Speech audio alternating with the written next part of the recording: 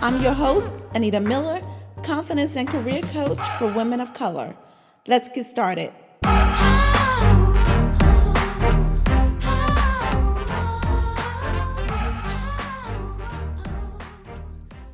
Hello, my confident sister. How are you feeling today? Take a minute and think about your response. Did you tell me how you were doing instead of how you were feeling today? Just in case you were, let me ask you again. How are you feeling today, sis? Now take a minute to check in with your body.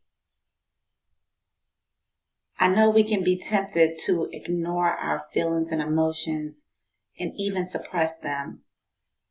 But remember that emotions are like a compass. Since our actions are based on how we feel, our emotions tell us where we are headed and if we are lost or on track.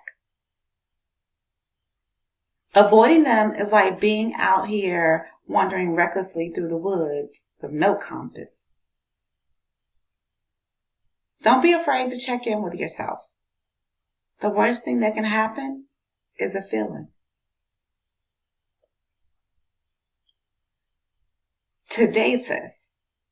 Today, I want to talk about the saying, Black people have to work twice as hard to have half of what they have. It's my perspective that this saying entails two beliefs that are at this point generational curses. And I encourage us as a people to break the cycle of instilling this message into our children. This statement creates a belief system that does not move us forward. In fact, the result it produces is acceptance of mistreatment, lack, overworking, resentment, and additional unintended actions that I, for one, don't want to pass down to my children. I don't want them to believe work or money has to be hard. I don't want to instill in my children that they are less than or half of a respectable or worthy human being just because they are not white. I don't want to instill in them that it's okay that they have to work twice as hard because it's what people who believe that they are inferior have to do. Or that it's okay that they only receive half the compensation because they are inferior. I'm not doing it. This message came to me as I was thinking about Black Women Equal Pay Day, which was Tuesday, August 3rd. When I thought about the gap, which equates to Black women receiving approximately 63 cents to every $1 our white male counterparts receive, I started to ask all type of questions in my head. My overarching focus was, how can we close the gap and make more money? Like, what is standing in the way of us doing that? And my thought is the belief that we have to work twice as hard to have half of what they have. And so what I want to offer is, stop chasing what they have.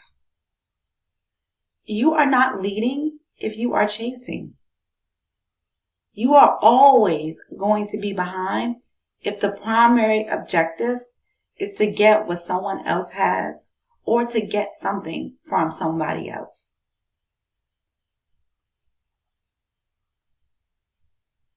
Better yet, let me ask you, do you want what they have? Do we, as a collective people, want what they have? Just think about it for a moment. If we consciously think about what they have, what is it exactly? I'll wait.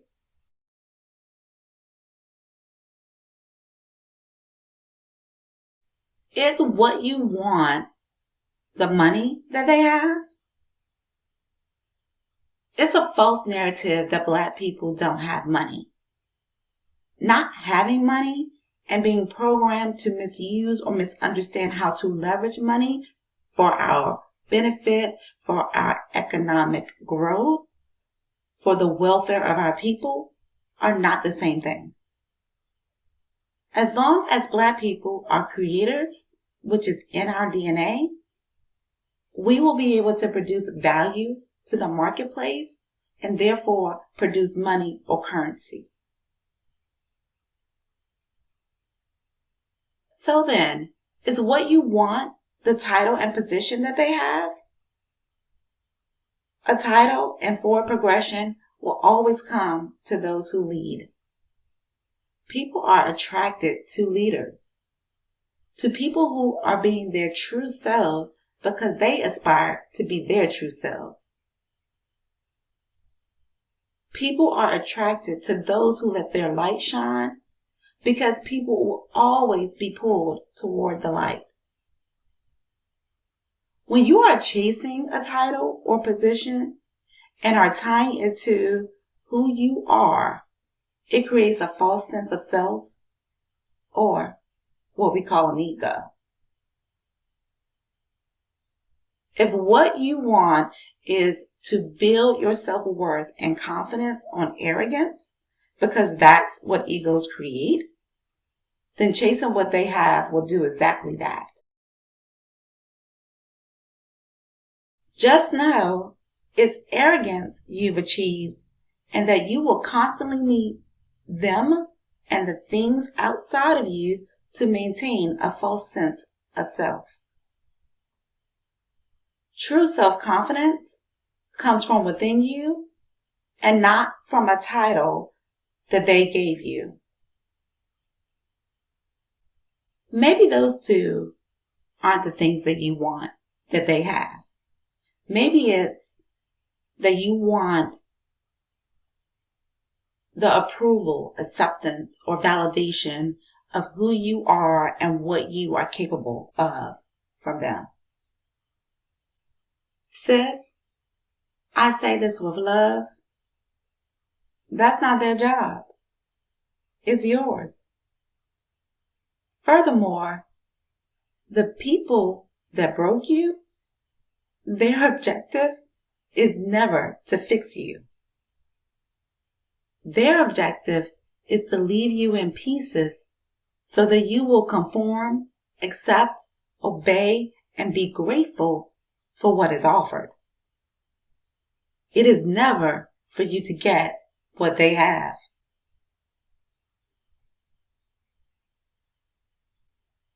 But let's get to the heart of what they have that you think you want. Is what you want the power that they have? Yeah, I know you believe that they have it all. All the power. That they decide, dictate, determine all the things that determine the outcome in your life. But it's not true. That is simply the story you're telling yourself. So that story becomes your reality. In part, it's the story because they've made it appear that way. But by relinquishing your power, it allows you to blame them for your circumstance instead of owning your power of choice. And sometimes owning your power means that you have to make hard decisions. When you think about power, I want you to consider that they don't have any real power over you. What they have is rulership by fear. Fear and power are not the same. History tells us that empires ruled by fear will eventually fall. The people will eventually remember who they are and rise up. When you have had enough, when we have had enough, when we remember who we are and tap into the divine power we hold within us as Black people, we'll understand that not only do we not want what they have, we don't need it. You don't need their permission to be you. You don't need their permission to shine bright. You don't need their permission to negotiate for more money, more time off, more benefits, more boundaries. You don't need their permission to hold mental space and energy for yourself, for your family, and for your benefit. You don't need to go back to school to prove your worth. All you need to do, sis, is to truly, deep down on the inside and with all of your being, believe that you are enough, just as you are, that you are worthy, and that everything is happening for your good. Once you really believe that, then you will embody unstoppable confidence. You won't think twice about asking for what you want. You won't hesitate to walk away if they don't come correct. You'll know how to articulate the value that you bring to the marketplace without question. You won't spend your days upset about what they are doing or what they are not, because you'll be on a whole nother frequency. Promotion, opportunity, money flows to you when you understand who you are and stop waiting for others to validate or affirm you. What they have might very well look nice, but the truth is, it won't quiet that pull that you feel on the inside, that you know you are meant for more. You know that you are called to do more.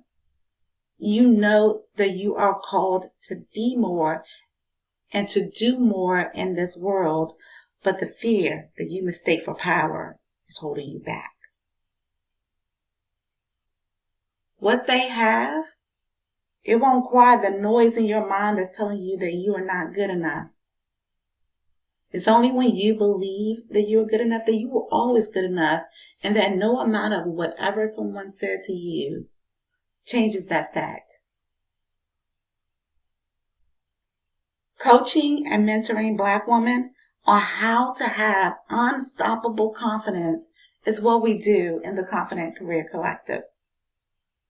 Are you ready to be unstoppable? Sis, you are worthy and you don't need what they have. You are so much more. I love you, sis. Let's get to work.